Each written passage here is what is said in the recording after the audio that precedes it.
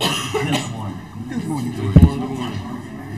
Watching a young lady get sworn in. It's been such a good day. Another thing. Ask Miss Tisha to come in. Tisha. Just because he's late. He's late. Oh, I was up to a swearing in.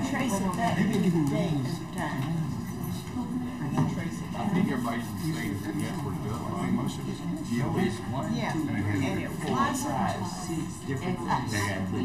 What is it?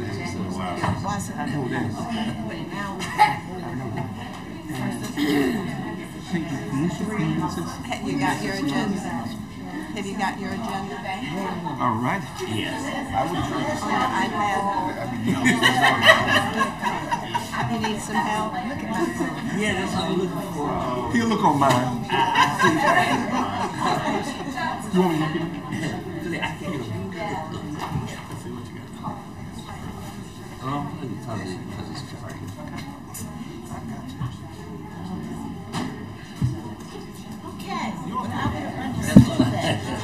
See, I was going to governor.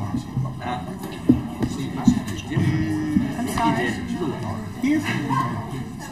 They did that on purpose. So just you don't go. This weekend, Holden's Beach, some workers across the street. I was going to draw the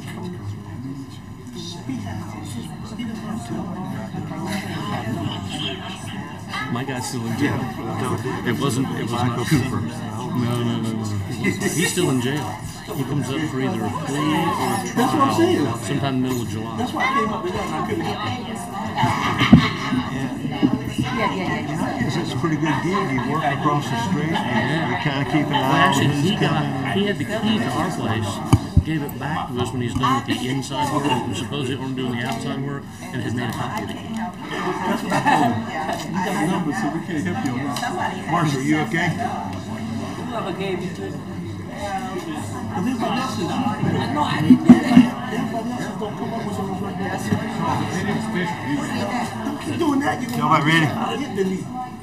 Got that bewitching hour. Thank you, good morning, and welcome to our May 7th, 2018, 9 o'clock meeting. At this time, invocation, Commissioner Glenn Adams. Thank you, Mr. Chairman. And Mr. Chairman, thank you so very much. Sometimes you should read through all your emails, and I saw where the clerk sent me that I had the minister for this morning, and so I said minister and student for the pledge, and we normally do the student in the afternoon, but we do have a student this morning, so let me do both of them at the same time. Our minister is Dr. Tony Hare. He's back in the back, and he's going to come and give us that when I introduce all of these. He's a graduate of E.E. Smith High School. He's got a B.S. in criminal justice, a Ph.D. in philosophy and Christian counseling. He served this great country in the 82nd Airborne Division and the 118th Airborne Military Police. He was appointed to the North Carolina Commission on Mental Health, Development, Disabilities, and Substance Abuse, and serves this county helping with our juvenile services. Dr. Tony here, if you just stand up, and I'll call you up in a minute. And our student to give us our pledge this morning is Miss Peyton Mercer. She's 12 years old. She's homeschooled. She's in the 6th grade. She's in, I'm going to call over to my house. She's in the Master Gardeners program. Because if you see my yard, I need all the help I can get. Thank you, Ms. You need to go. She's in gymnastics. She plans on being a veterinarian. So what better place to be than with the county, with the veterinarian and the Master Gardeners program. She's here with her mother, Miss Tisha Waddell, who's a city council person, and Mr. Larry Waddell. And she brought her Nana and her Papa, which is Cumberland and Eddie. So we'd all thank you if you stand up and just be recognized. All of them can stand up.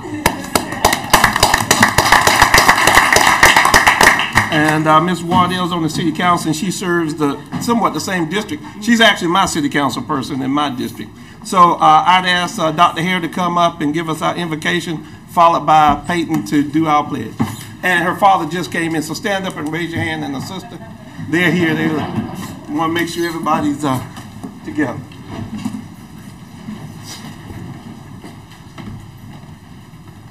Pull that mic down just a little bit. There you go.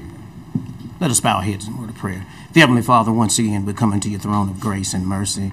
And Father God, we come this day to give you thanks for giving us the opportunity to be on this side of the day.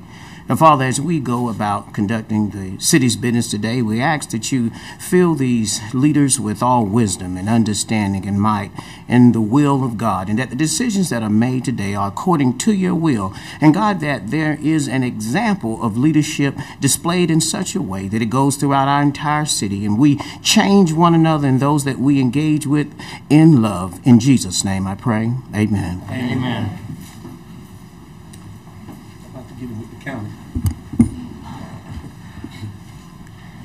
I pledge allegiance to the flag of the United States of America and to the republic for which it stands, one nation, under God, indivisible, with liberty and justice for all.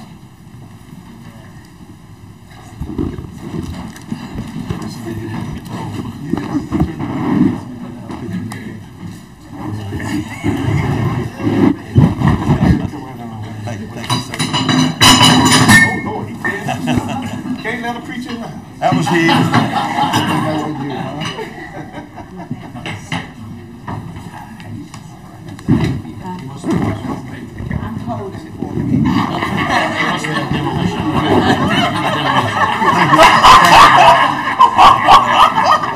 I trained him well, though.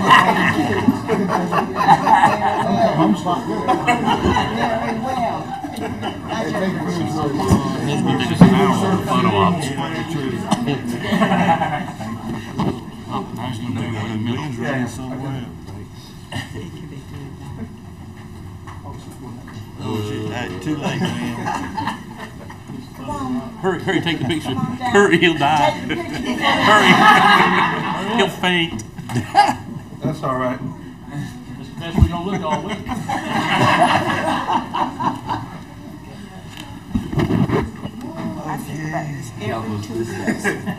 As Mike was saying, hurry up.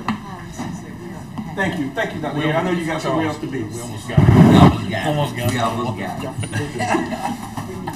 She's also a PWC all day things. Oh, you should have said that. Sundown. You got to help me, man. Would the PIO team please come up? And But it does. Miss Sally. We have never, do we need a pause?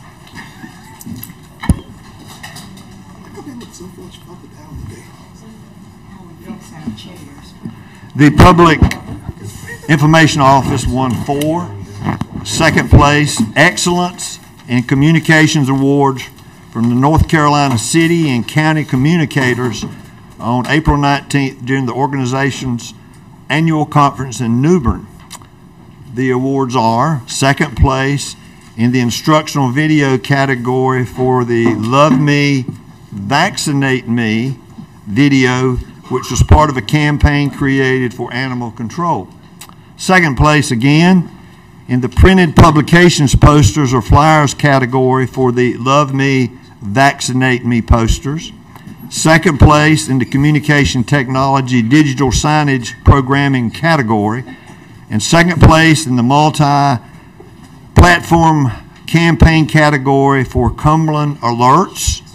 The county launched a new countywide emergency notification system in August, and the PIO office created a video, flowers, yeah. How about flyers? I'll get y'all some flowers. Okay. Advertising, digital signage, news releases, columns, and social media postings to encourage citizens to sign up. Today's a bad day. All these words, you know, do you ever get up in the morning and you kind of words are running together? Of course, no one's in here 75, so you probably don't have that problem. But encourage citizens to sign up. I want to introduce the PIO team and congratulate them on these accomplishments. And our Public Relations Director, Sally, is right here. Sally, introduce that all-star team. Thank you, Chairman. Geneve Mankel is our Communications and Outreach Coordinator. Claudia Sievers is our Graphic Information Specialist 2. and John Souls is our public information specialist. So I want to thank the commissioners for this recognition, and the team has done an outstanding job, and we're very proud of their accomplishments. Okay. How about you? How about going that way? Picture time. Who's going to take a picture of John? John's not going to take a picture. Congratulations. You got your award? I feel You're your not going to pain. get your picture.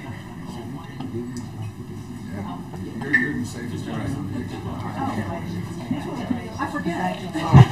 Congratulations. I'm in the back. I forget. Watch behind you, guys. Congratulations. Congratulations.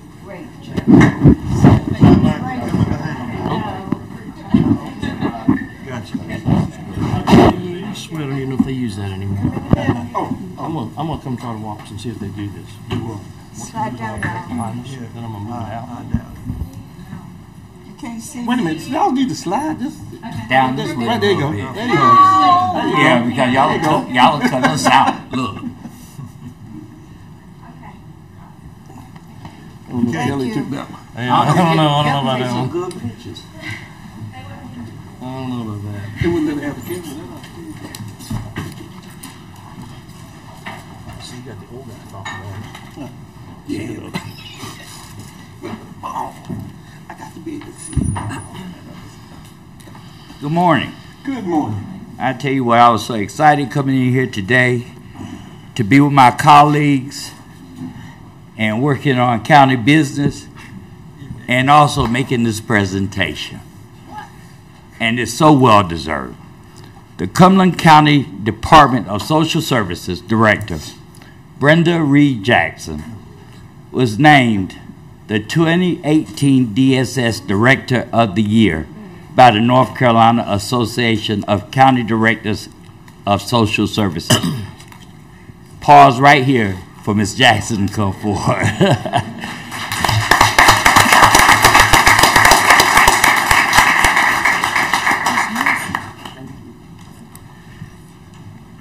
The announcement was made April 26th during the association's conference in Blowing Rock, North Carolina.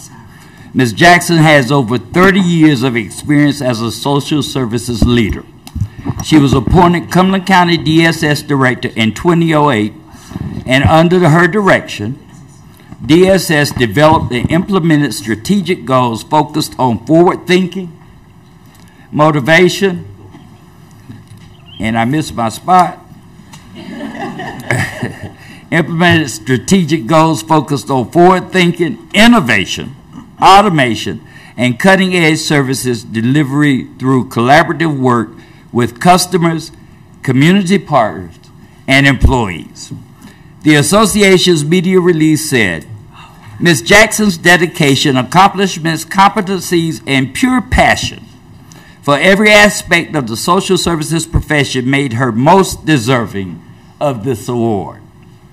When it comes to protecting vulnerable children, the elderly, and disabled, as well as ensuring families' nutritional and medical needs are met, she is a leader which the citizens of Cumberland County and North Carolina can be proud of. Since Ms. Jackson became director, Cumberland County DSS has won 11 state associations Best Practice Awards for innovative programs, and during her tenure, DSS attorneys have successfully argued 5 child welfare cases before the state Supreme Court, which have had an impact on juvenile laws in North Carolina. During Hurricane Matthew, Ms. Jackson's master plan for administering the Disaster Food and Nutrition Services Program was recognized by the U.S. Department of Agriculture as a model for the nation.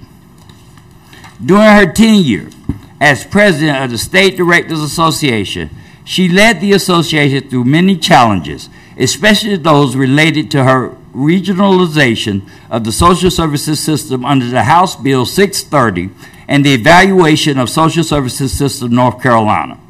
Among her many honors, Ms. Jackson was inducted into the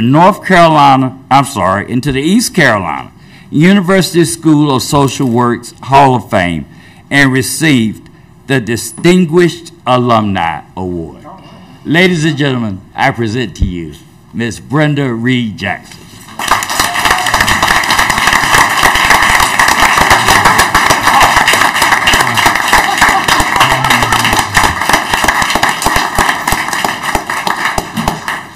But on her behalf, I would like to thank my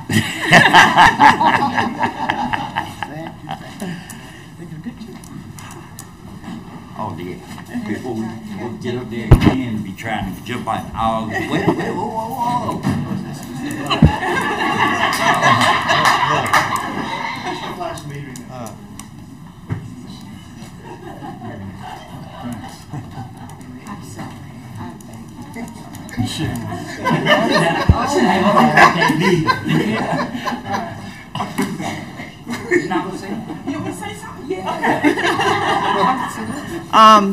Thank you all so much for this great honor, and I really do appreciate the association for recognizing the work that we do every day on behalf of the citizens of Cumberland County. It's just a testament to how important it is to be involved and engaged with laws that impact the delivery of services that we do every day. Just want to thank the commissioners, thank our wonderful county manager and assistant county manager who really supports the work that we do at social services. I want to thank our board, our vice chairs here, Susie Reeder, and Commissioner Evans didn't say, but he's one of our newer board members, and we appreciate all of their work and support. But we can't do this work. I don't do this work in a vacuum, and I certainly don't do it by myself. And I have several of my staff here. Would love for them to stand, representing 700 employees, because they certainly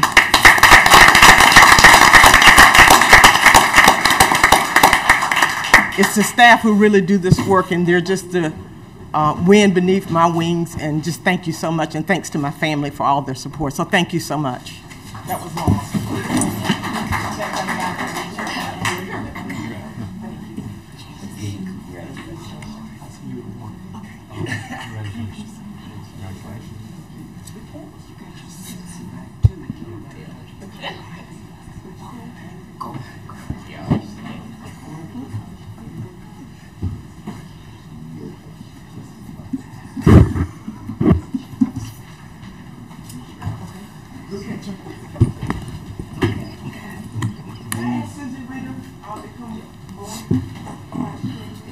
Bring them all. They all work for it. They all work for it. She was being nice. We have Dr. Andrews somewhere in here. Where is Dr. Andrews? Yeah, but she's with health. Well, we want to recognize Dr. Andrews. Thank you for coming today.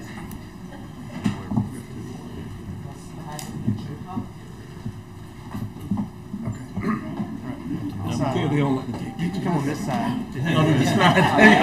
Somebody got to get on the other end. Get close, I see. Okay,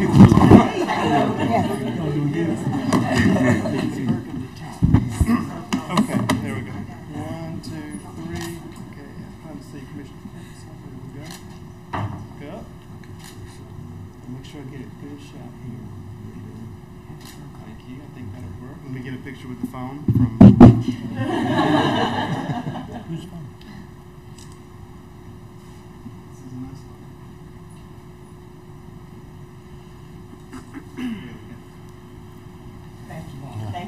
Thank you. Commissioner Keith has some recognitions.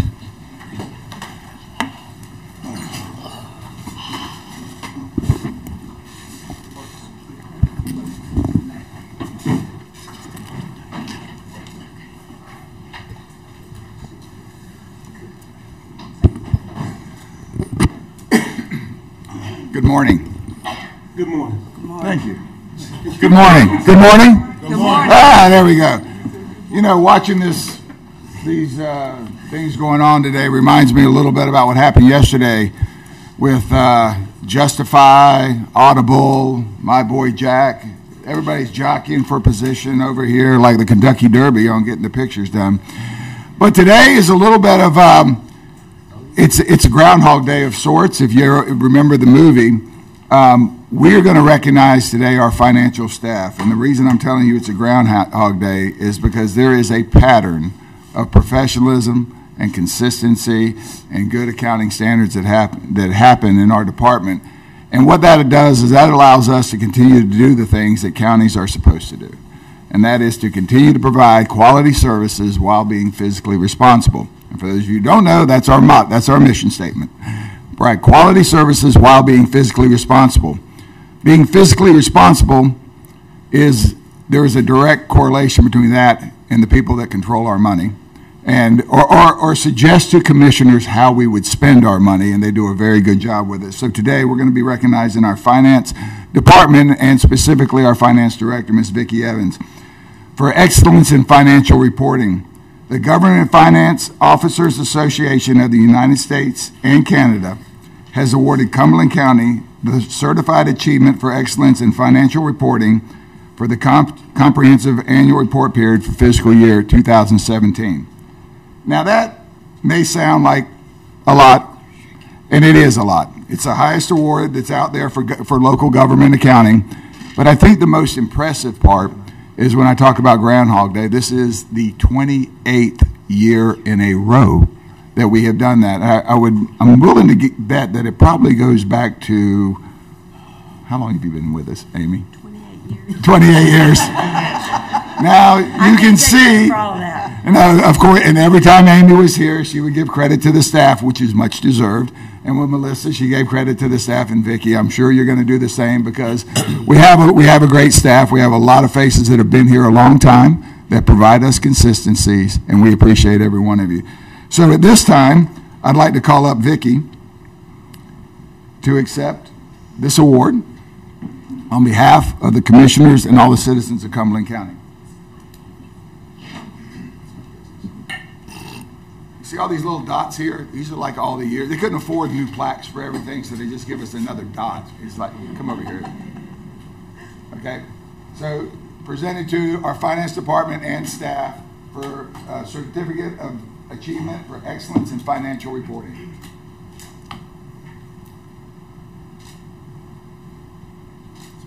Thank you. Vicki, please. Thank you.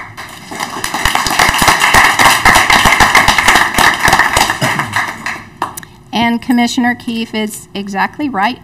The credit really goes to the staff who put in numerous hours to be able to achieve this award for excellence. So thank you all. Bob Tucker, who actually leads our audit every year, and Todd Hathaway, Crystal Mize, Kelly Autry, and Yvonne Mendez. Thank you. Come on.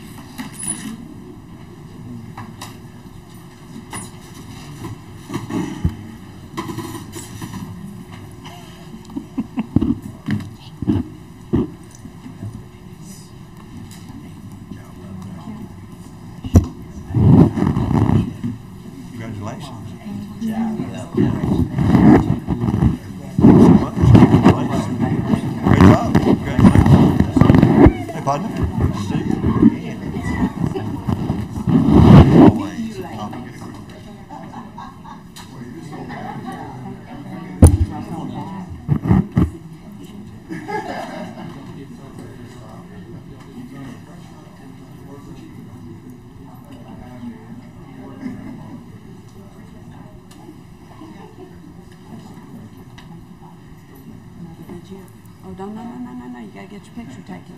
Thank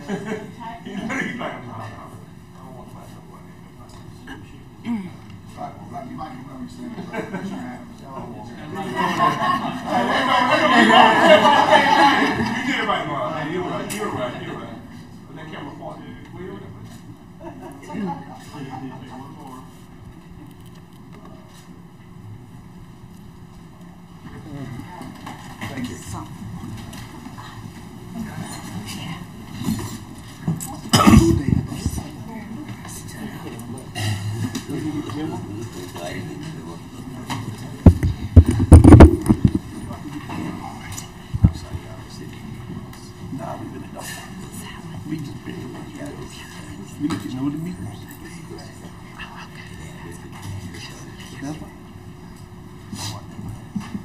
Ms. Cannon, Do we have any changes to the agenda? No changes.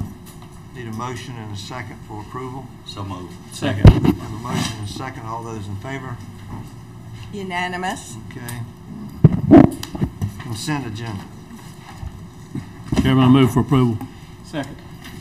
We have a motion and a second. All those in favor?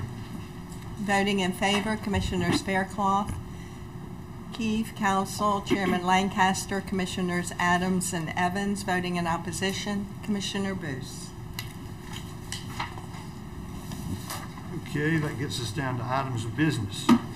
Yes, sir. Thank you, Mr. Chairman. Item 3A is consideration of resolution in support of Cumberland County's state legislative agenda. Ms. Shutt, please. Good morning. The Cumberland County Board of Commissioners approved the 2018 Cumberland County State Legislative Agenda on February 19th. The Commissioners met with the members of Cumberland County's General Assembly delegation on March 9th to discuss the county's legislative priorities. The agenda packet at that time included background information on the items, but no board-approved resolutions seeking specific legislative action.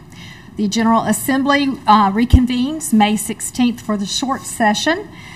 So before you is a resolution that's been prepared that outlines the specific legislative action requests that were included in the state legislative agenda and discussed with the delegation on March 9th.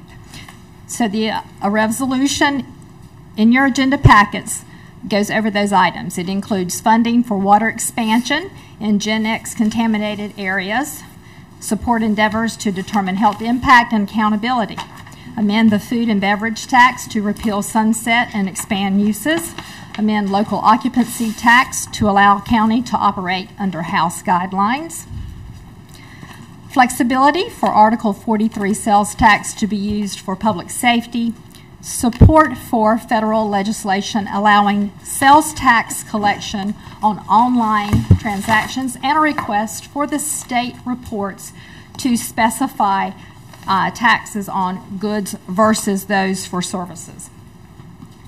Under school funding, we request repeal of the school board authority to sue counties overfunding and to increase school capital funding. In the area of human services, to continue support for county administered social services, increase mental health funding, and funding for communicable disease nurses in our public health departments. Increase aid to state libraries to also protect counties' funding streams for 911 services, and finally to consider Cumberland County as the home for the North Carolina Military Hall of Fame. So the options for you today are to consider approving the resolution and direct staff to forward the resolution to the Cumberland County General Assembly delegation, to consider edits to the resolution, or to consider other formal communications regarding legislative priorities. Okay, questions and discussions. Let's see. Mr. Keefe. Thank you.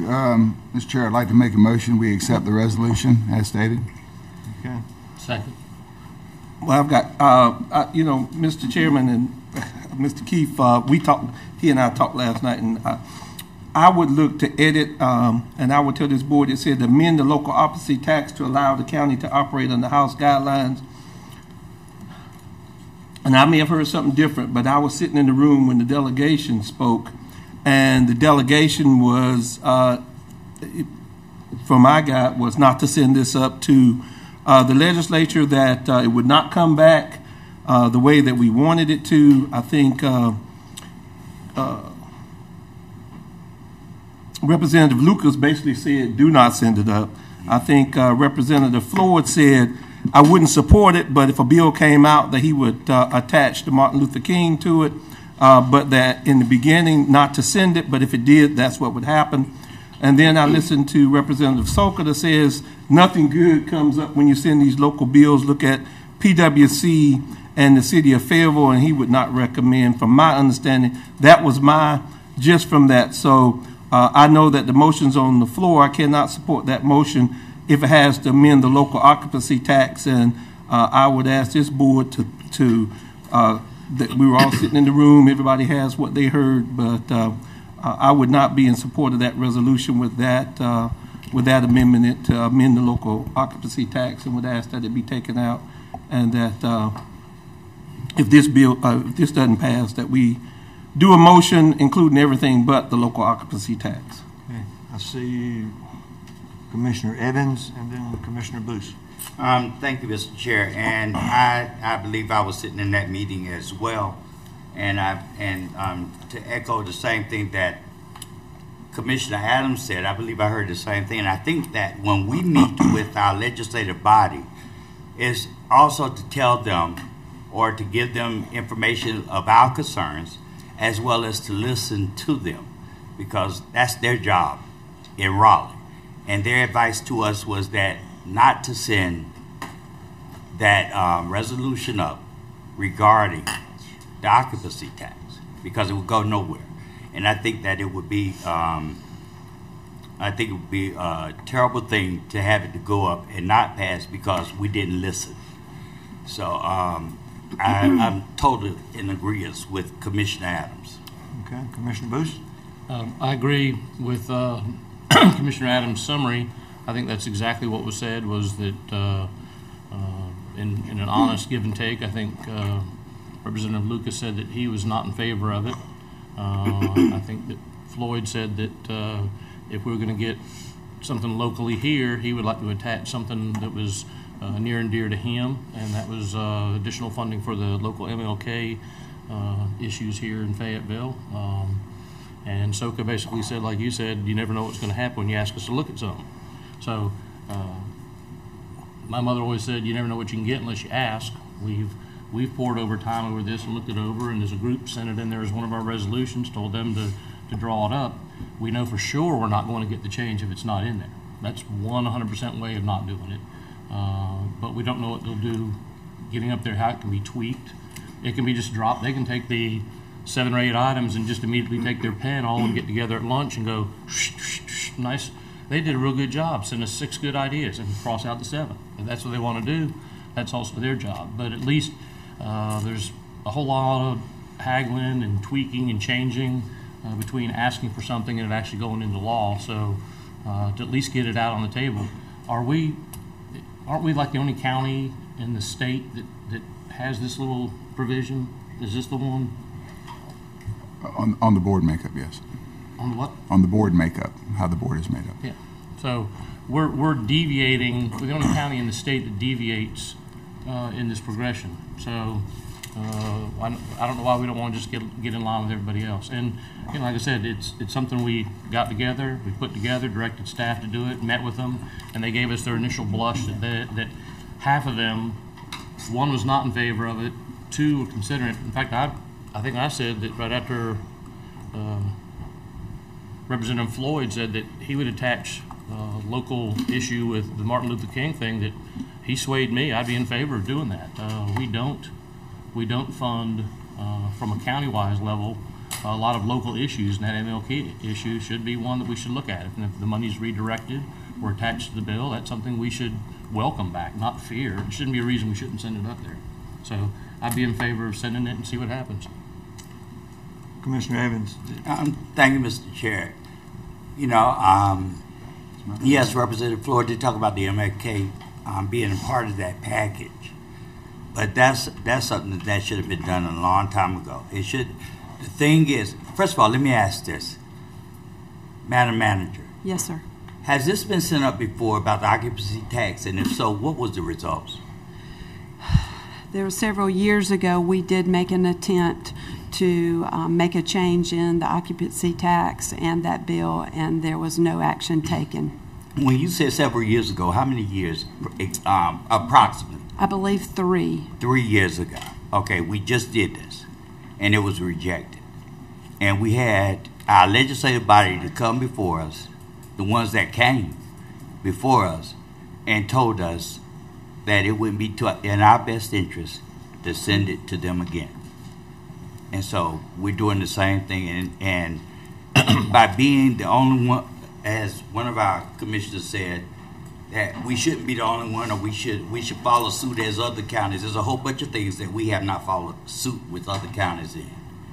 And so that argument shouldn't even fly. So I'm done.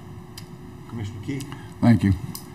To the rest of the board, and I understand what was said. I didn't quite hear it the same way, but there's no audio that we can go back on. So, but I will say this, one of the main purposes between our local occupancy tax is the board makeup. This board that they typically have right now that is authorized by state statute does not reflect our community one bit.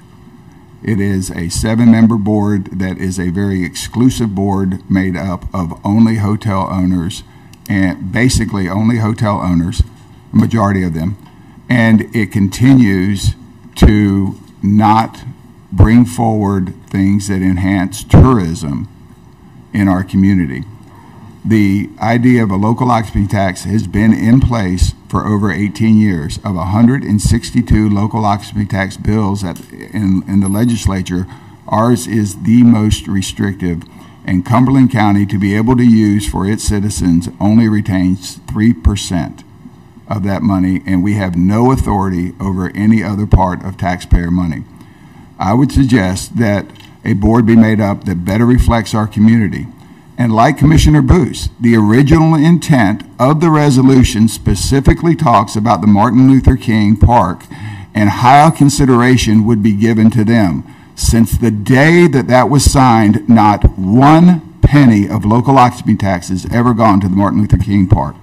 And I would say that this is your best opportunity and our best opportunity as a community to start enhancing tourism and other areas that we can enhance our community in such a way to make a higher quality of life. Thank you.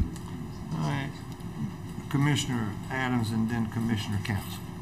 And I only have, I can only hear what I hear, and I know what I heard, which is that Representative Soka said that there were a number of counties that were envious and jealous of the one that Cumberland County had. I don't know what that meant by that, and that if it got up there, that it would be their chance and their opportunity to do whatever it is with that bill. Now that's what I heard. I don't know whether Martin Luther King has ever asked for any money from the TDA and the CVB. That I don't know. They hadn't gotten any money.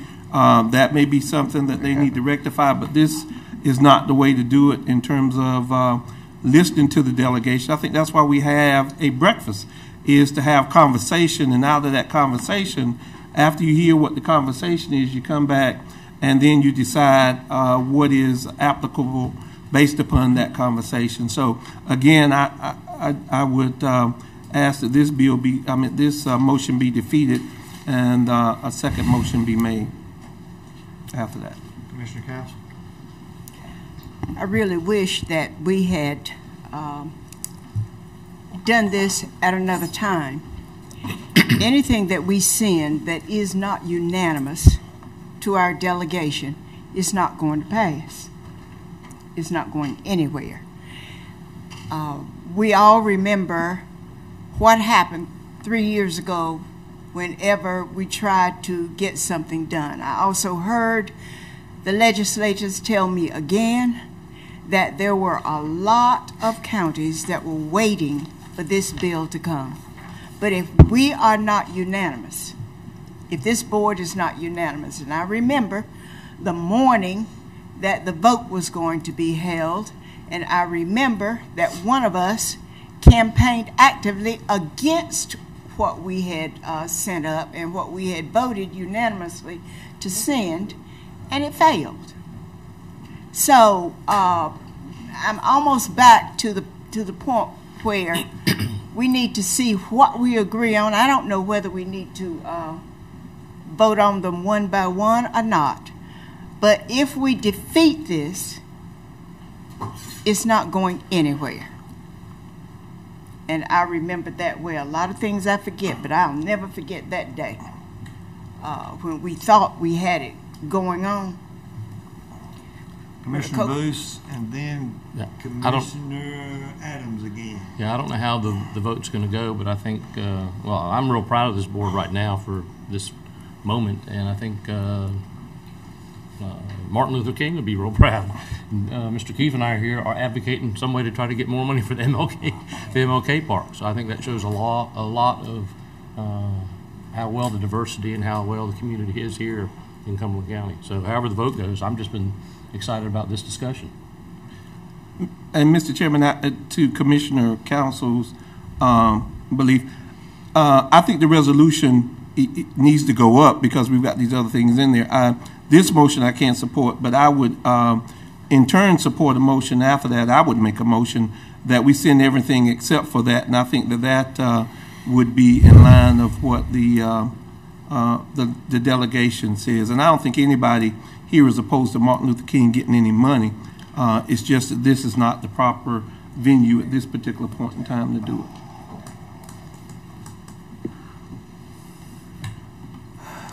Any other discussion? If not, let's call for the question. We have a motion by Commissioner Keefe. We have a second by Commissioner Booth on the floor at this time. All those in favor of the motion? Voting in favor, Commissioner Keefe and Commissioner Booth. All those opposed? Voting in opposition, Commissioners Faircloth, Council, Chairman Lancaster, Commissioners Adams and Evans. Okay. Mr. Chairman, I'd have a motion to send up the resolution with all the items except for the provision to amend the local occupancy tax to allow the county to operate in the House guidelines. Second. Okay. We have a motion by Commissioner Adams, a second by Commissioner Evans.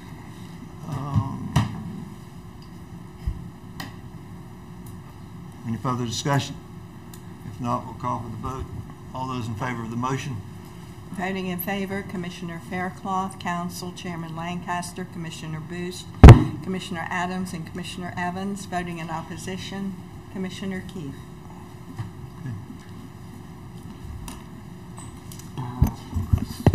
Item number 3, Mr. Chairman, is consideration of governance options for Health and Human Services departments.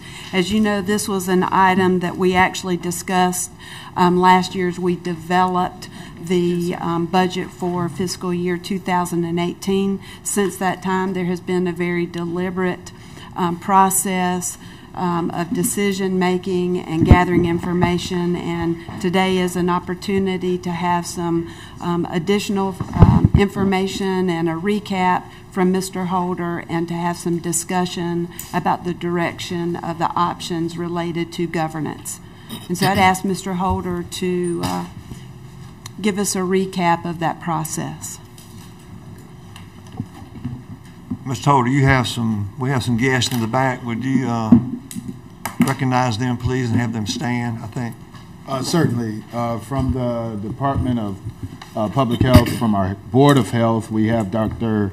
Vicki Andrews, Dr. Sam Fleischman, and Dr. Heather Burkhart from the board. And we also have our Deputy Director, Mr. Rodney Jenkins, and our Administrative Assistant, Ms. Ashley Yoon. Thank you. And I think we already recognized Susie Reeder from the Board of Social Services and staff as well. So. Gotcha. Thank you. Yes, sir. And Mr. Chairman, and to the full board, this is a item for further discussion. I want to go over very briefly with you a background of the information, and this is also for the benefit of the listening and viewing public. Background of the information around consolidation and or governance structure changes. I want to recap your process that you have gone through and review the actions that have taken place to date. Also want to revisit the options that are available to you in law, and then talk about the major decision points as we see it from management's standpoint for you to consider in your decision-making process. Just by way of a review, North Carolina General Statute 153A-77 is the law that gives you the authority to exercise certain structure or control of your health and human service departments. To date, we have 33 counties that have exercised some change in their structure or governance. This item was first discussed back in the spring of last year, and since then, this board has gone through a very methodical due diligence process. Just want to talk about that process. Back in the summer, late summer and early fall of last year, there were several meetings that took place internally with management and with the School of Government. In January of this year, you actually discussed human service governance and or consolidation during your goal-setting retreat. And in February, you did have the joint presentation from the School of Government. And also, I think it's important to know that and to remember that that presentation was recorded and has continually run on FCETV. In April, back on the 16th, you did have a public hearing, which is required by law prior to any change in your governance or structure occurring. And on April the 19th, we issued the survey to the Board of Commissioners, and that brings us to today, where you have requested that this be an item for further discussion. So as you select door 1, 2, or 3, just want to talk about some of the things that we feel like you need to think about as you move forward. As a review, there are technically 4 options. We've talked about options 1, 2, and 3, but want to start off reminding you that you always have the option of maintaining your current structure. You'll see in bold, we've got either maintain, because it comes down to 2 decision points as you move forward. Maintaining separate departments or consolidating your departments. Under maintenance, you can maintain separate governing boards, or this board can assume control. And I did note Commissioner Booth during our public hearing, and I didn't like it either, talking about dissolving. Actually, the law does not use the word dissolve. It says for this board to take control of. So that's the reason why I've used this terminology. But to assume control of the DSS board and or the Board of Health. Under consolidation, you can appoint a separate consolidated board, or this Board of Commissioners can serve as that consolidated board. So the major decision points that I would advise, or that management would advise for you to consider, basically, do you want separate departments or do you want a consolidated department? And we're going to talk about each of these decision points in a little more detail. Do you want separate departments or do you want a consolidated department? The next decision point is, do you want appointed boards to control those separate or consolidated department, or do you feel like you as a Board of Commissioners should exercise that authority? The third point that we see as a major decision point is the higher fire authority. The legislation speaks very clearly about this. Higher fire authority of the directors. As you know, currently under your current structure, your separate DSS board and Board of Health have the hire and fire authority of the directors. If you were to, you've got options, and we're going to talk about that. I won't talk about that here. And the last decision point is the State Human Resources Act for employees. And again, we'll go into more detail on that. When we talk about separate departments or a consolidated departments, I've kind of used this theme of pros and cons, and these are pros and cons as management sees them under each scenario. So under the separate department scenario, we've listed several pros. One, you've got very defined roles for those departments. There's clarity, clarity of mission and purpose. Tradition, you know, there is something to be said for the traditional structure of those departments, for the acknowledgement from citizens, what they're accustomed to, service on boards, what the public is accustomed to, a separate Board of Health, a separate DSS board. Expertise is developed in those when you have separate agencies. And also keep in mind that our funding is very siloed, coming down from the federal and the state government. So the federal and state governments don't give consolidated pots of money. They give social service block grants. They give health funding. Our cons, as we see them in separate, is sometimes your planning can be done in silos, and there's not a natural thought process of joining together in your planning for your community. There can be duplication of effort. You've got a lot of back office operations that a separate board, a separate DSS, and a separate health have. And there can be some inefficiencies that are created because of some of those duplication of effort. In a consolidated environment, some of the pros that you serve the whole person. When you sit down for planning, it is a more natural process to think about how do we serve not just the health of the individual, but also some of those social determinants that determine the health of an individual, for example. And sometimes in consolidated situations, it does spark innovation because of sitting in a new arena for planning purposes. Some of the cons from consolidation. There is the possibility of the dilution of your mission or purpose. You know, when you have the clarity of purpose and mission of social services and health, when you consolidate, sometimes some of that can get missing and may fall through the cracks when you're not necessarily, from a global standpoint, focusing in on those specific purposes. Also, consolidation, we talked about the funding. Our funding is not aligned in a consolidated manner. And also, I talked about this item of physical plant. A lot of consolidation efforts across the state have been successful because the departments are co-located.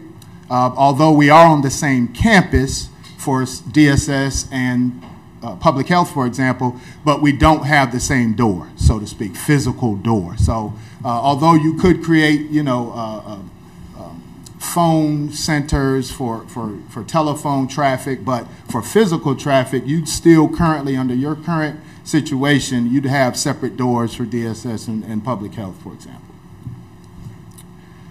The next decision point, do you feel like an appointed board or the commissioners should serve as the governing? Again, we've kind of given this idea of pros and cons for each of those, and I won't read through all of those, but I will say that in your appointed board situation, you do get the benefit of some technical expertise. You have very prescribed positions, for example, on your board of health, and the cons are that for appointed boards, as I think we've experienced a little bit, sometimes it's hard to fill those specific vacancies.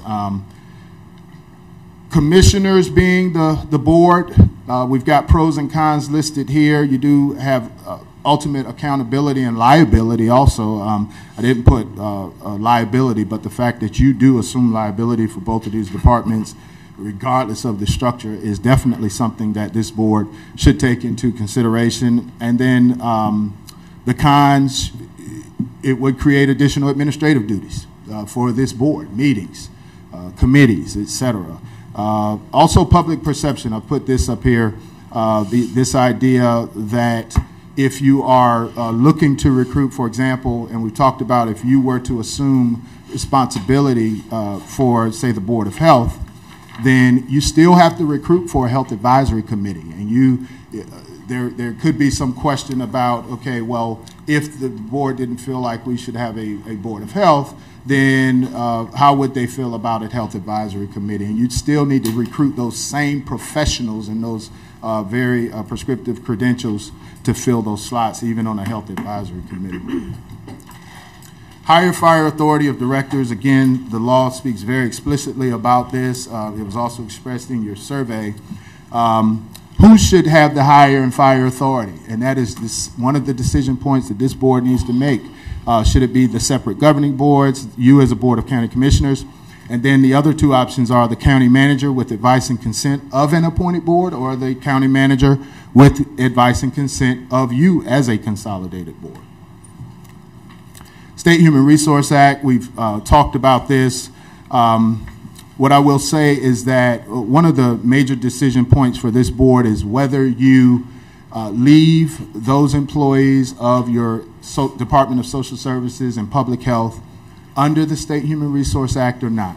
If you exercise your authority of separate departments and take control of one or both of those boards, you don't have an option. You have to keep those employees under the State Human Resource Act. If you consolidate or you become the consolidated board, it's optional. I will say from the results of the survey, everyone who responded to the survey said that it was either important or very important somewhat or very important to leave all of those employees under the State Human Resource Act. So you were very loud to us in that fact. And I think that's important to note for our employees, that the posture of this board, as far as the survey results would indicate, you do not have any intention of changing or removing them from the State Human Resource Act. So status quo for employees from a service time standpoint, from an appeals standpoint. And that leaves us to you discussing now. We've presented the options as we see them. We've presented the major decision points as we see them, and definitely are available to assist with your discussion should you Commissioner desire. Keith. Thank you, Dwayne. I appreciate it. It's a very good rendition of the selection process. One of the things that I had always found in the last decade was the role of the director of each of these positions, and it seems to be that by and large the boards are appointed by the county commissioners. The director is responsible to the board, and the board has the opportunity to hire and fire, but the director is also responsible to the county manager for funding for a lot of their programs. Correct. So as an organizational chart, it looks a little bit like a plate of spaghetti as you're moving through, because the director has to juggle so many balls. The idea of bringing all together under one roof is intriguing, but I do want to clarify a couple things. One is, I believe an advisory board is paramount, especially on the Board of Health. I mean, you have to have that. You have to have that technical expertise as you go through. So it would be a requirement that an advisory board still be in place at the Board of Health. Yes, sir. If this board were to assume control of the Board of Health duties, then you would have to appoint a health advisory committee. Under any consolidation scenario, even if you were the consolidated board, you still would have to appoint a health advisory. Director, on social services right now, there are 5 board members. Yes, they sir. have a very unique way that their board members are appointed. Yes, sir. How would that change? Depending on the scenario. Well, as an advisory board or whatever. Well, you can appoint any advisory board at any time. Okay, so the law just says what you have to appoint in the situation of a Board of Health. But as far as consolidating, if you consolidate, for example, and you appoint a consolidated board, there are very prescriptive credentials and experiences that have to be on that board. For example, in a consolidated board, you have to have a social worker on that board. You have to have consumers of human services. That's something that's not required right now, but under a consolidated appointed board, you have to have 4 consumers of human services on that board. Okay, Dwayne, right now, social services, if I recall correctly, the commissioners appoint to the state. Points to, and collectively they appoint a 5th. Okay. Correct. So that always seemed to be, would there still be a requirement that the state? No, sir. You exercising your authority under 153A77 removes all appointments would be made by this board, except for one. I do want to point out that the initial board of a consolidated human service agency, if you consolidate and you decide to appoint a board, that initial board is organized or formed by a nominating committee of the pre-existing Social Services Board and Board of Health. Okay. All right, well, let me finish up then. And then, so we go to a consolidated board, commissioners are out. It seems to me like you would have a very, very large group to work with. The law mandates a minimum of 15 members. A minimum? A minimum of 15, a maximum of 25. So a minimum of 15 members in law. And I'll give you really quickly the breakdown of those 15 if you wanted to go the minimal route. You can provide that to us later Okay. if you wanted to. But I'm assuming a lot of those advisory positions would continue on. Definitely. On that all board. of the members of Board of Health right now are part of that 15, yes, sir, for example. And finally, we had a situation probably in the last month having to do with flu shots that the board approved, and then it had to come to the commissioners for approval. Is that right? That's correct. Okay. In that scenario, with a consolidated board, they would still have to come to us for financing and funding? Right. The law says that a consolidated human service board can set fee, well, budget certainly, that does not change. Okay. A consolidated human service board sets fees for departmental services based upon recommendations of the consolidated director. Can you say that again? The Consolidated Human Services Board shall have the authority to, and this is straight from the law, set fees for departmental services based upon recommendations of the Human Services Director. Okay, so no longer would commissioners be responsible for setting? I'm sorry, the second part. Oh, okay. You would, yes. Fees set under this subdivision are subject to the same restrictions on amount and scope that would apply if the fees were set by a county board of health or county board of social services. So the same way that those separate boards now have to get authority from you to set fees would be the same situation under a consolidated board. Okay, thank you. Yes, sir. Any other questions or discussion? Commissioner Adams?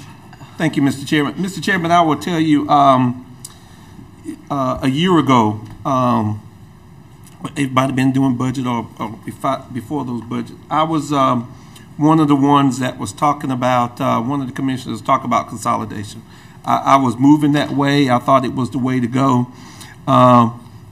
Thanks to staff and being able to listen to the information, gather information, bring it down the school of government, I am no longer in that realm. I do believe that, and I think you're trying to look for some, it didn't say call for a vote, but I'll give you where I am. I'm still, after all of that and all the information that was given, I didn't ever think that it would be a cost-saving measure, but I had conversations, I think, with the DSS, with Brenda Jackson, as whether we could do some things and some sharing and everything on that campus, but after listening to all the information, I don't believe we can get more efficient, but it's still not going to save us a whole lot of cost. So the consolidation went out the window. I am back to the separate boards.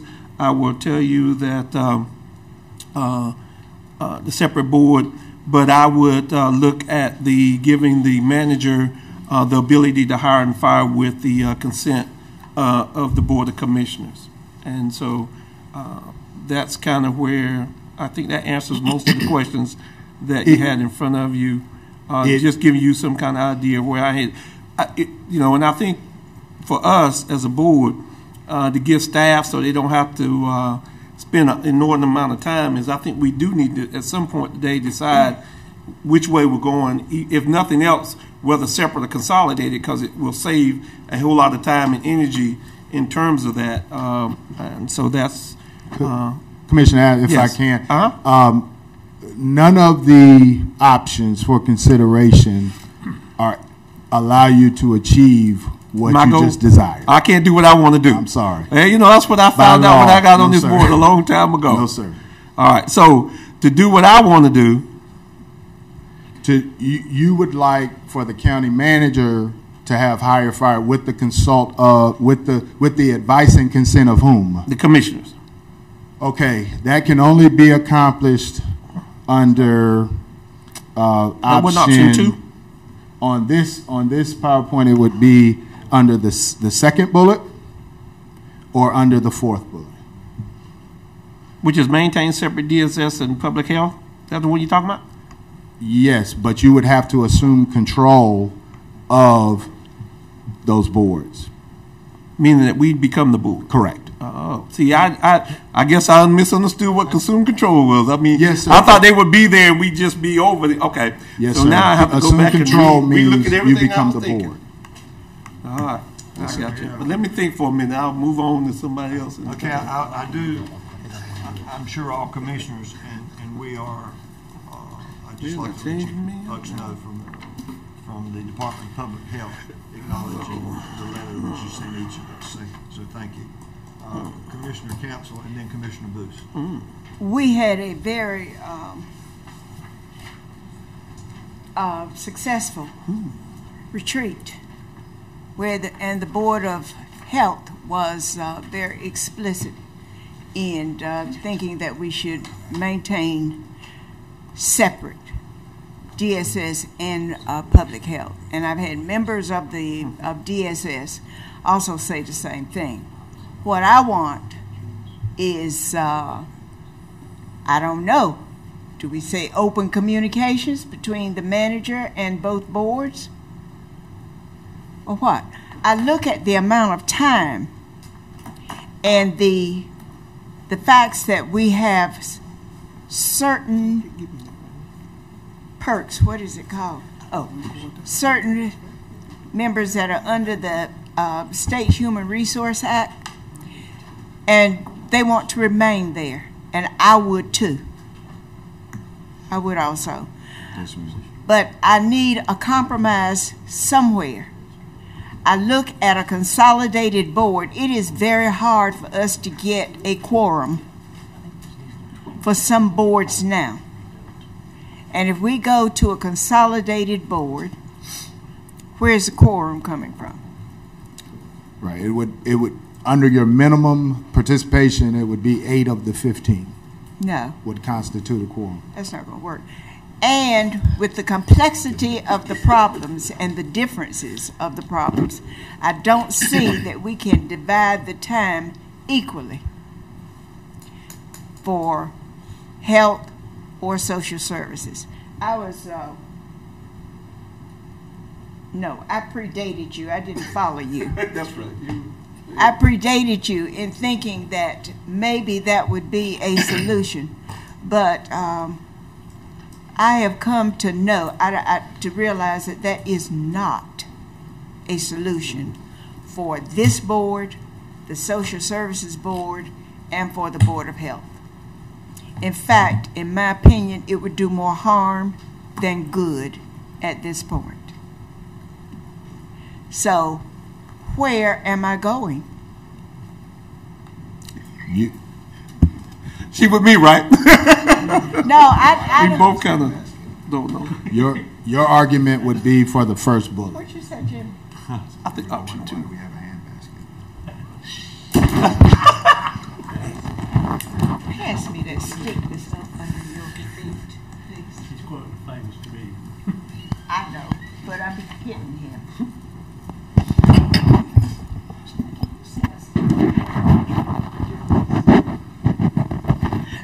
There's a morale factor, too, between and among employees.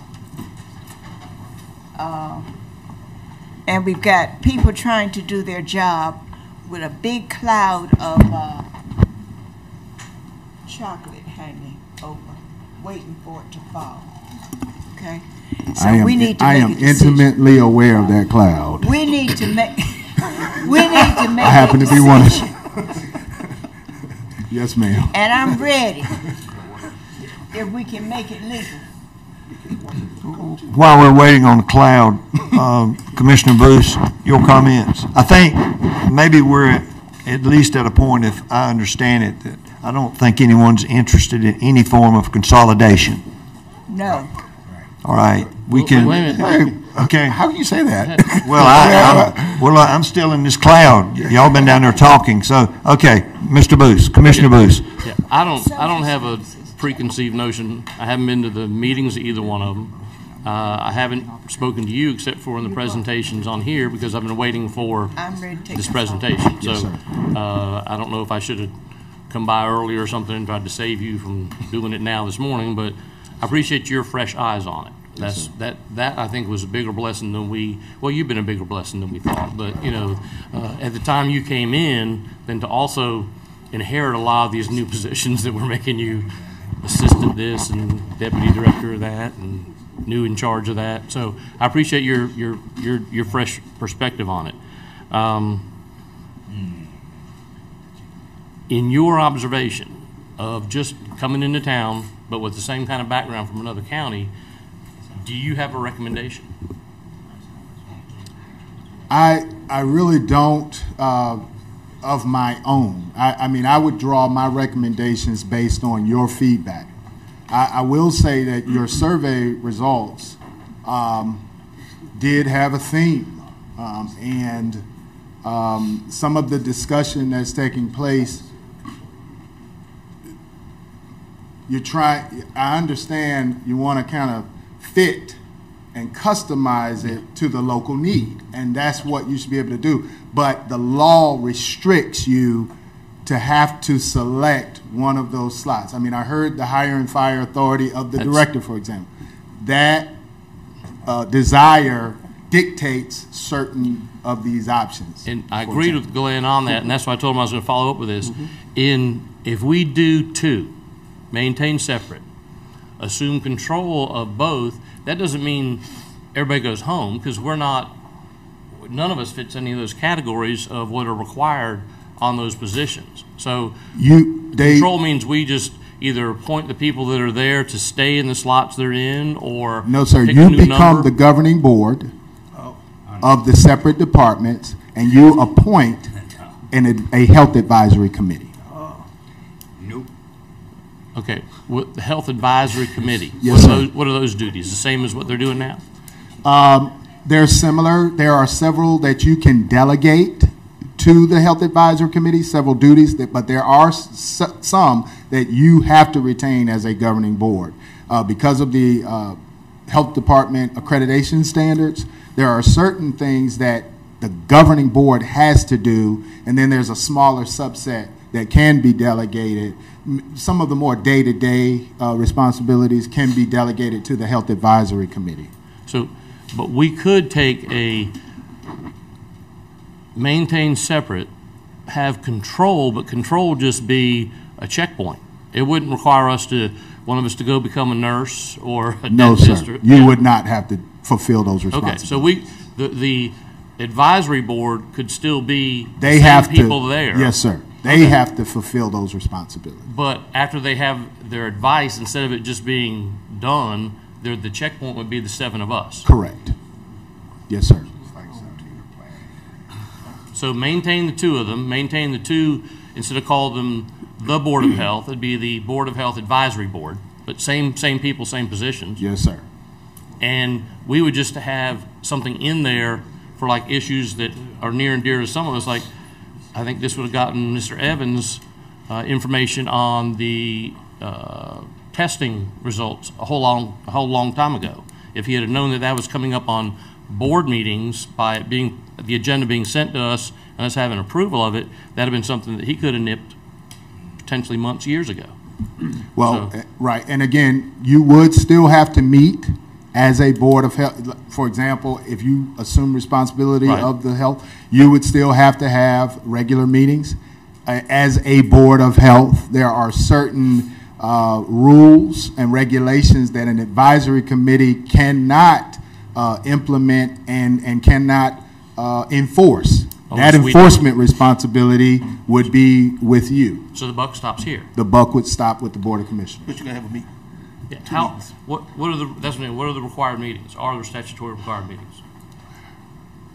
I don't have that right. I don't believe that for a minute. Every single thing. I know. Whatever number you say, I know is correct. There's nothing.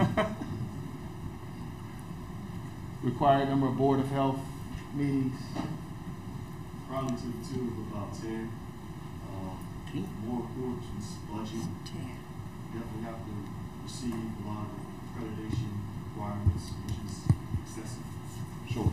I'm,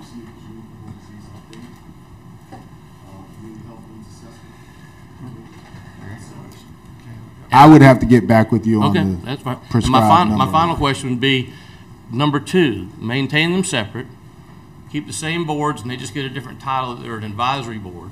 We have to make the ultimate decision.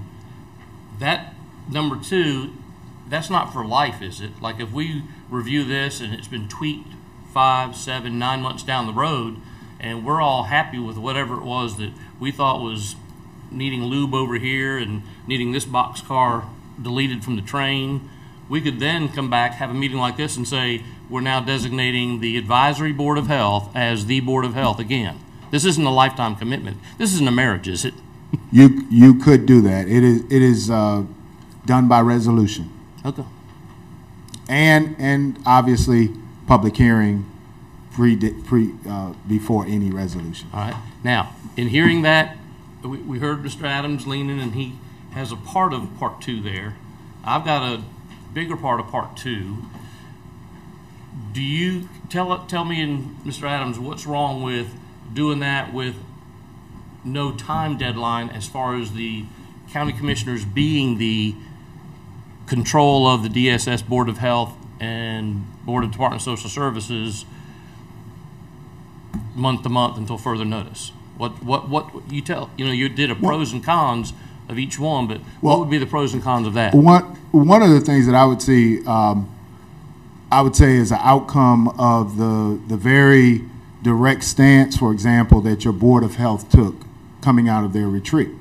They expressed the desire to remain the governing board of the Department of Public Health. Well, then if you ask them, because everyone serves at will, and these are all volunteer boards. So if they were willing to volunteer to then step down to being a health advisory committee member, again, on a month-to-month basis, not knowing whether they're going to be a advisory committee or a governing board, because there are very heavy responsibilities and duties associated with a governing board. So your Board of Health members, and I don't want to speak on their behalf, so a couple of them are here, but I would think that it would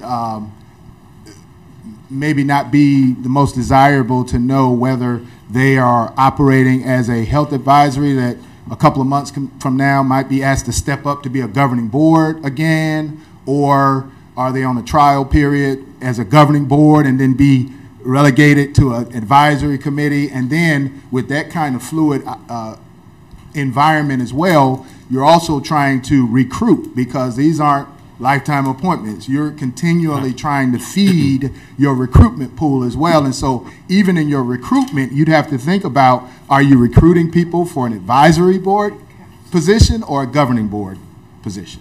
Okay. Thank you. Yes, sir. Okay, my lights are on. We have Commissioner Faircloth, then Mr. Keith, and then Charles Evans. Thank you, Mr. Chairman.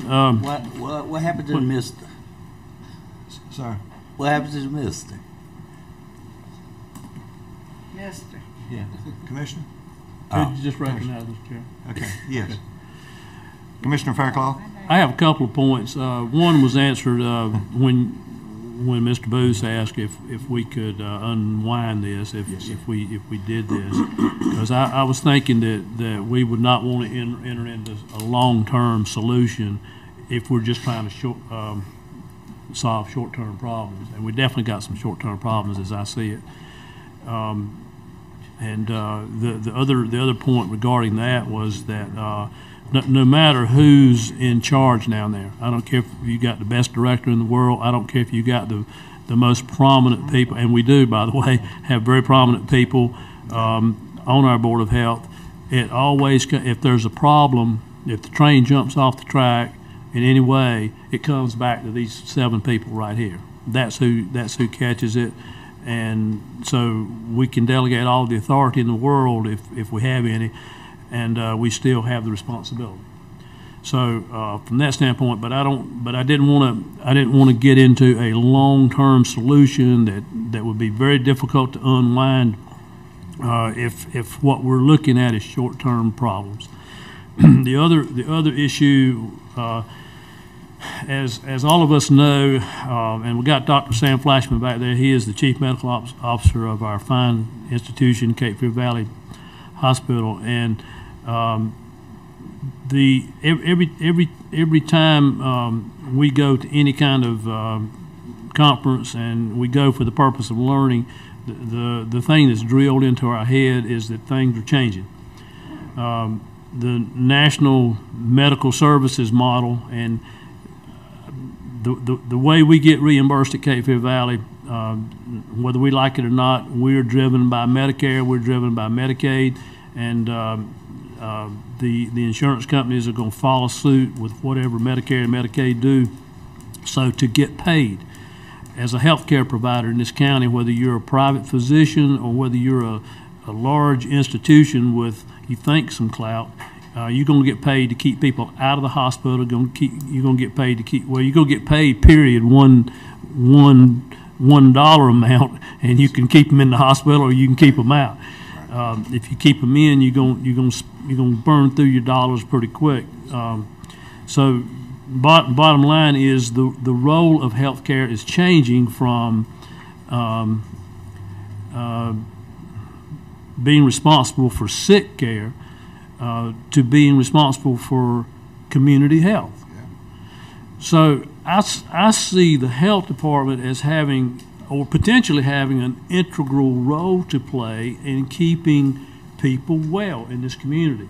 So I think with the role changing like it is, I don't think we want to do anything precipitous this morning anyway, but we need to keep studying this thing because our role is changing in the healthcare model. The whole healthcare environment is changing, and we need to pay attention to what's going on globally, so to speak, in this industry, so that we can be on top of it. And if the health department is going to be an integral player in that, it may influence which way we go, or if we go in another, there may be an option that's not up there. So anyway, that's just my thoughts on it, and we need to keep studying it hard, in my opinion. All right, we have Commissioners Keith, we have Commissioner Council, and then Commissioner Evans. Thank you, Mr. Chair. A couple things, and Marshall, that was a very good rendition. One of the things we probably need to reflect on is, with the congratulations we had earlier from Ms. Jackson, 2 years ago we had our Board of Health was the Director of the Year. So, I mean, we have quality people that are working with us in here, but the boards are working together. One of the things that the Assistant County Manager mentioned was sometimes they operate in silos. And for those of us who went to the hospital conference, what Marshall said was a big part of that is community health. Unfortunately for us, we've had a not very good results on the community health of our community in the last 10 years, but we can be better. But I think a lot of that has to do with being able to bring services in together.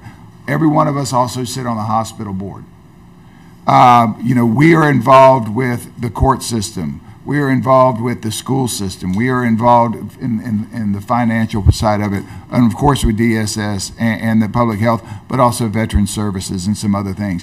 The county commissioners seem to be a tether to a lot of these different organizations that I think that can help increase the health of the community. Because ultimately, like I said, if something happens at the health department or social services, we're going to be held responsible. If a lawsuit comes around, it's ultimately going to land on our desk. But one of the things I do want to ask, and for the county manager, one of the things on the survey which kind of surprised me was veteran services.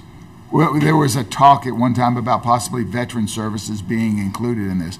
Well, they don't have any board.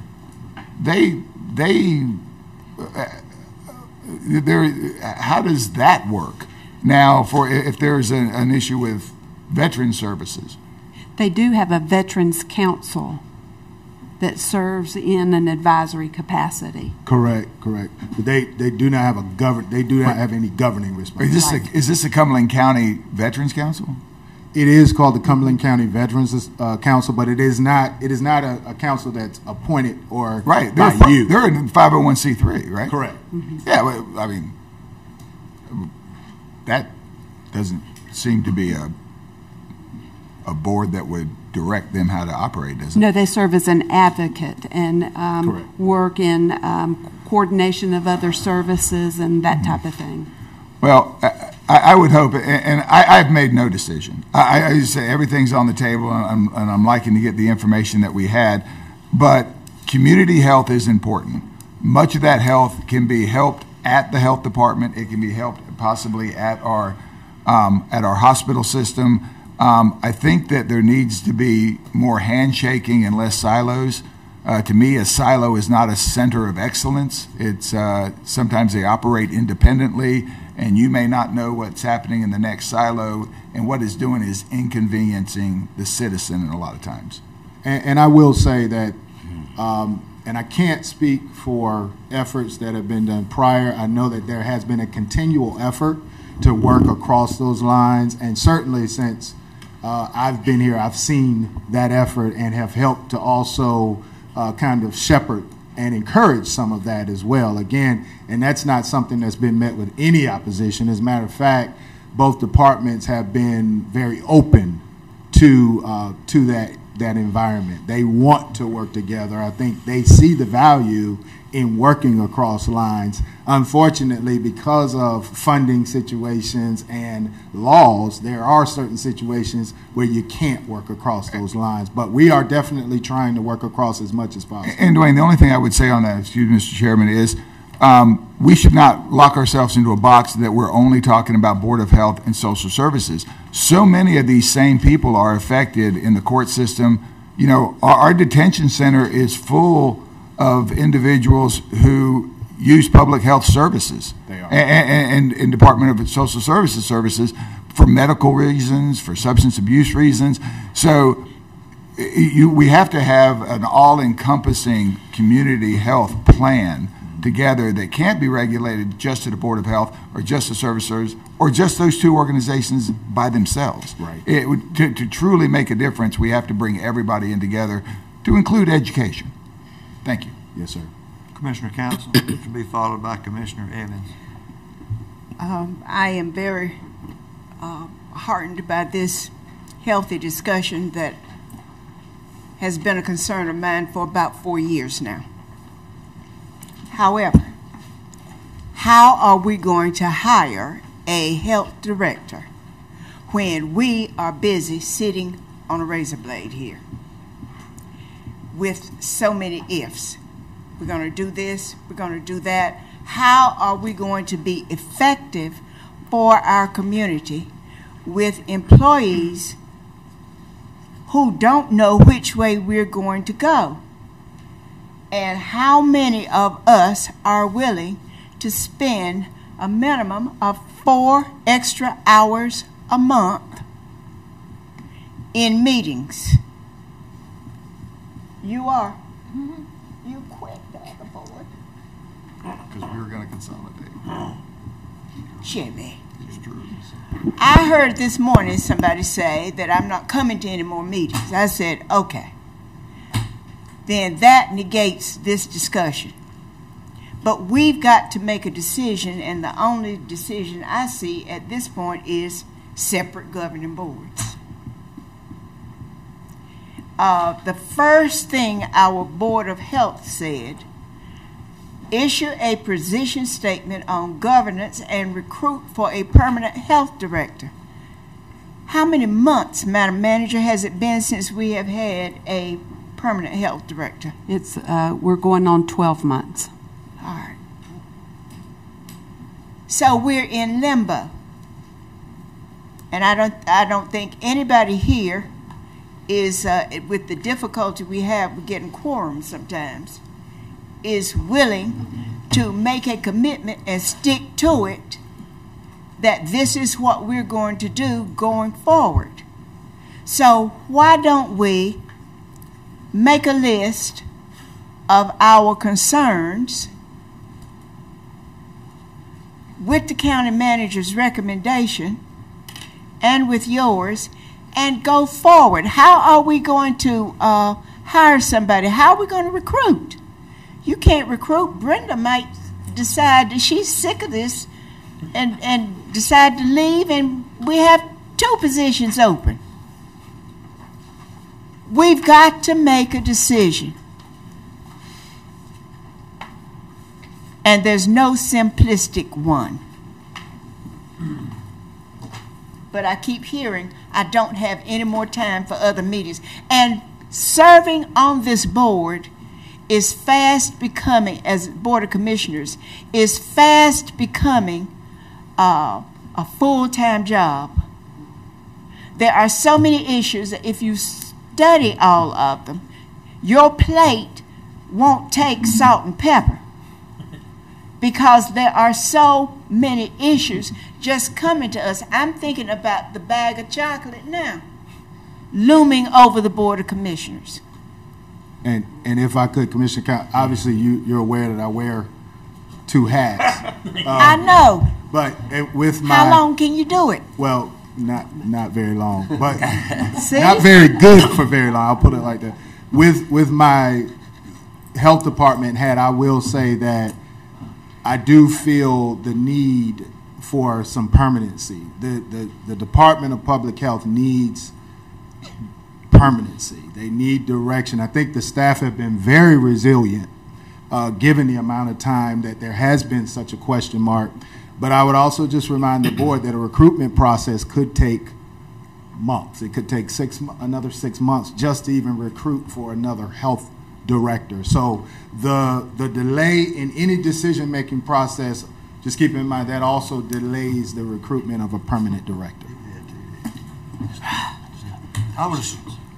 Dwayne, I would assume this letter would be their suggestion, number 1. Yes, sir, the first bullet. All right. Commissioner Evans. And then Commissioner Thank you, Booth. Mr. Chair. Quick question here for those of us who do not understand, as far as selection of the health director and DSS, how are they selected, sir? They are currently selected by those governing boards. Okay. And it is in collaboration and with the approval of the Board of Commissioners. So you have to approve their selection, but they drive the selection process, those separate boards. Okay. With that being said, I believe that each and every one of us that are sitting on this particular board want the best for the citizens of this county, and as far as the health department, as far as DSS is concerned. And as you had stated earlier, that, or I think Commissioner Fairclough said it earlier, that everything comes back to us, regardless. And I just don't see the Board of Commissioners taking over any responsibility. Additional, responsibility on taking on the governance of these boards. I think that maybe in some regard, we might have to do some tweeting as far as the selection of the boards for them, and not just select people we owe political favors to, but people that are genuinely concerned about the welfare and the being of our citizens. I think that, and this is just Charles saying this, I just believe that each board should maintain their own identity and do what needs to be done for the betterment of this county. I'm done. Thank you. Mr. Booth, followed by Mr. Adams. Just quickly, at that conference, I don't remember what the last statistics we got, but I believe we were out of 180 cities. And it took various variables. We had one that we were doing pretty well, and I can't remember what it is right now, which saved us. But I think we placed 168 out of 180 on health of our citizens, and that's the whole person thing that the Commissioner Keefe was talking about. It's mental health, it's obesity, smoking, eating habits. It was a whole spectrum of things, and we're 168 over 180, and that's what everyone's looking at right now. So one department could be doing great, and then we have an issue in another department, and we're not getting the benefit of the whole person concept. And I agree with Commissioner Council too, about getting someone on board. I don't know if your bonus issues come up yet or not, but I'm an advocate for you. But I'm just concerned, like now, if we were to actually put the bid out right now for the health director, and someone in another city that was thinking about it, what do they see? I haven't done it yet, but what do they see when they Google Cumberland County Health Department and all the newspaper articles you've had in the last 12, 18 months? Would it be better to get somebody to come in to fix that or fix it for somebody coming in? So I think that's an issue the seven of us have to look at too, is whatever the perception is, it's being printed and Steve's over there jotting stuff down now. So if you Google it, it's on the internet, it's up there forever. I'm going to do that after the meeting, but it's not just us saying, hey, it's open, and there's just 1,000 people saying, I'm going to leave the job I'm at right now to go to Cumberland County. They're going to Google us and see what's going on down there with those 7 crazy commissioners. Thank you. Commissioner Adams? Mr. Chairman, and I just have one question, I guess, and I don't know that Mr. Holder can answer that, so I'll go to the manager and maybe. On the selection, and I know you were, I guess you were here when Ms. Jackson came and maybe when Mr. Wilson came. In terms of the committee that's on the search committee, is there anybody from management on the search committee? That would be in terms of looking for the new director of either DS, and they may be able to answer that. I don't know. Brenda came, so I don't know if she remembers who was on her search committee. But as I recall, Commissioner Adams and Ms. Jackson can correct me. There was not a member of county management on the committee, but there was a representative from our county HR department. And so that would give me. I mean, it just gives me a little bit, because I look at this one and I look at that last the question. I mean, it just says we're in the process of hiring a new health director, require a new health director to work closely with county management and the board of commissioners. That's a wish, because you don't hire them. So that's the board may be able to say that's what we want. I would be inclined and wish that if we did either one of those, whichever one of those departments had to search for somebody, that clearly somebody from management and staff would be included on the search committee. That would give me a lot more, relief on that. So that would be, I just throw that out as to that, but that's not that's not in the Board of Health's letter. It doesn't talk about that. So, and I don't know where the department is on that, but that would be what I would advocate for. Mr. Chairman, why don't we try to make the search easier by let's kind of set a deadline for ourselves as when we're going to come to a decision on this. Maybe next meeting, next 2 meetings, something. Either 2 weeks, 4 weeks. Ms. Fairclough, but I would ask, can we get some kind of consensus whether we're looking at maintaining consolidation, because that's going to drive staff in terms of the time that they have to put in. That's what I'm saying. Let's set a deadline for doing that. Once we, well, I mean, mine was maintain or consolidate, and then you can choose between 1 and 2 and put the deadline on that. If there's a consensus to consolidation, figure out whether it's 3 or 4. If it's a consensus to maintain separate, whether it's 1 or 2. Okay, if that makes sense to you. Yeah. Well, I don't. Okay. Let's. What's the reasonable deadline to make that decision? 2 weeks. 2 weeks. All right. Next meeting, which is May 21st. All right. On May 21st, let's decide if we're going to either maintain or consolidate. Let's get that decision out of the way, and then if we're going to do one or the other, let's decide which way we're going to go. Once we do that, so everybody focus in on that, and let's make a decision. Can I ask if that's and I thank Ms. Jackson for reminding me, but to Commissioner Adams, keep in mind, and I would definitely be in support of management participation, but remember, you do have commissioner reps on each of those boards, and they are part of the hiring process. So you do have your own. That is, they are different. They are actually board members on that board. Correct. That's correct. Okay. Yeah, so they actually would have I got you. a large decision-making part of that process. Well, I didn't know if the board just kind of said these four do it or those three do it. Oh, I see. You see what I'm saying? Yeah, Not or whether the entire coming in. board does Yes. it. I mean, there's a lot of times I'm on boards and everybody's not involved in that search part. But I need to make a motion. so, no, I think we're good. We can, you know.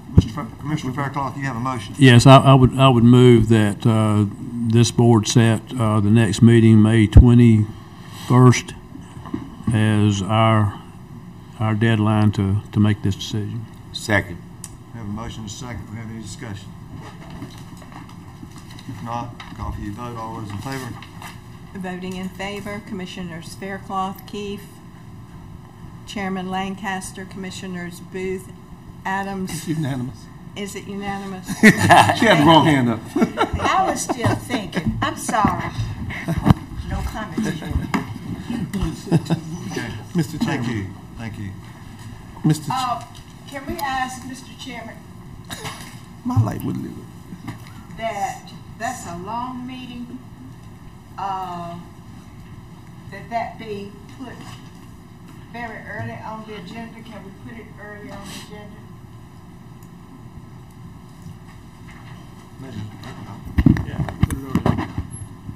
May we put it early on the agenda? I know that Board of Health members have been patiently here, as well as staff from Human Resources, as well as Social Services. So could we make it early? Mr. Chairman, I would suggest that we put it right after consent and before any planning cases. Okay.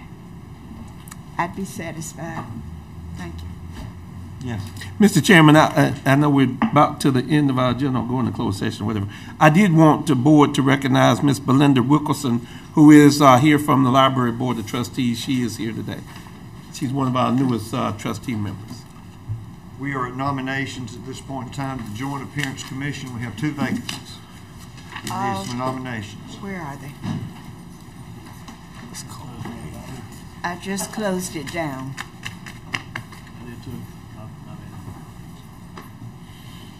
Find it, somebody.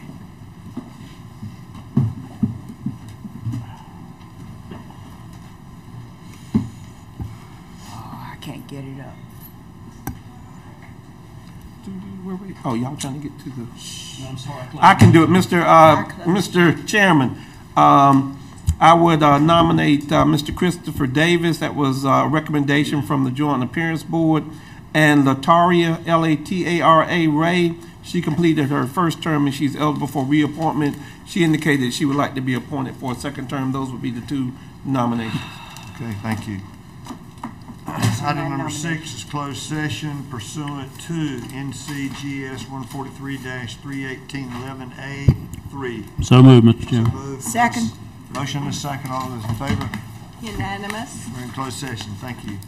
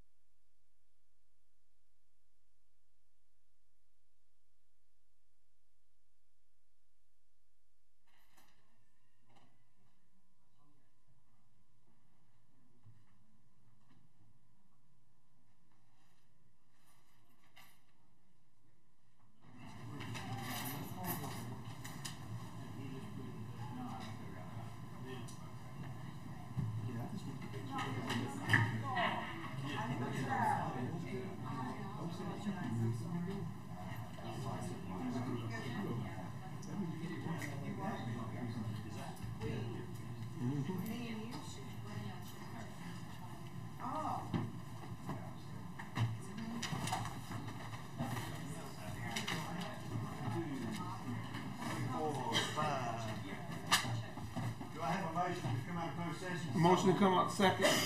All those in favor? You know. We're out of closed session. Motion to adjourn. Motion to adjourn. Motion and a second. All those in favor? We are adjourned. Thank you.